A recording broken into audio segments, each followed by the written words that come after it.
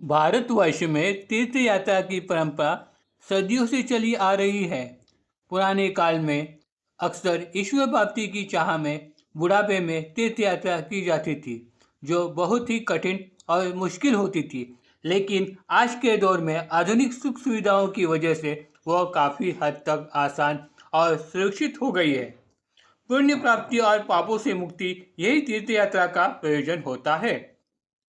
संत तुलसीदास ने कहा है, तीर्थाटन साधन समुदाय, विद्या विनय विवेक बढ़ाई। यानी तीर्थ करने से ज्ञान, विनम्रता और विवेक बढ़ता है। आजकल तीर्थ यात्रा को पर्यटन का स्वरूप प्राप्त हो गया है। ज़्यादातर तीर्थ क्षेत्र ऊंचे पहाड़ियों पे या नदी किनारे होते हैं, जहाँ संतों, ऋषि मुनियों, योगी, तपस्वियों का निवास होता है, जिसके प्रभाव से वह क्षेत्र मोक्षदायी तथा सभी पापों का नाश करने वाला बन जाता है। लेकिन शास्त्र तथा ऋषि मुनियों ने तीर्थ यात्रा करते समय कुछ नियमों का पालन करने के लिए कहा गया है। उसे मानस तीर्थ कहा जाता है। पहले मानस तीर्थ क्या है वो जान लेते हैं।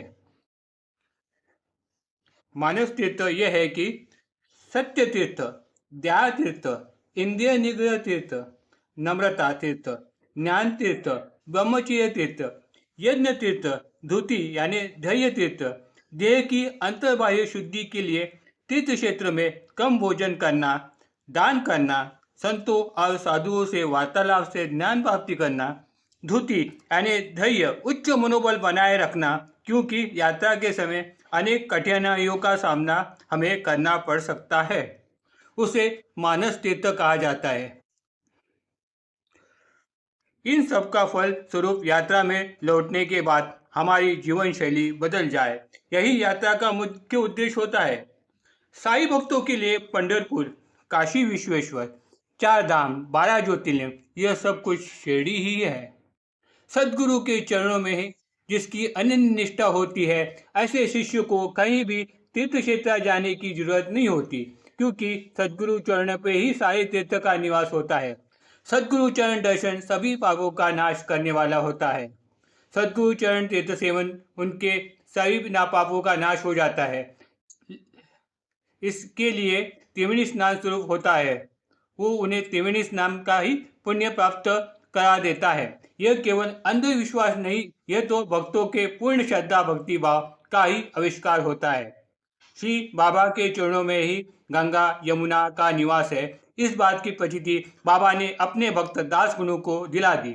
वह युग के एक पर्व विशेष प्रयाग तीर्थ स्नान करने के लिए मन में इच्छा लेकर वह बाबा की आज्ञापन लेने हेतु बाबा के पास गए।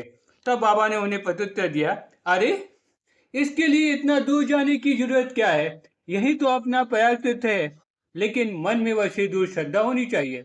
सचमुच क्या बताए, जैसे ही उन्होंने बाबा के चरणों पर स्पर्श करने के लिए अपना शीश बाबा के चरणों पर झुकाया, वैसे बाबा के चरणों से दोनों अंगुष्ठों से जल बहने लगा, मानो गंगा यमुना साक्षात उनके पैर से झलक रही हो। दास गुरु इस बात से हक्के बक्के रह गए। Om Sai Ram. Please like and subscribe my channel.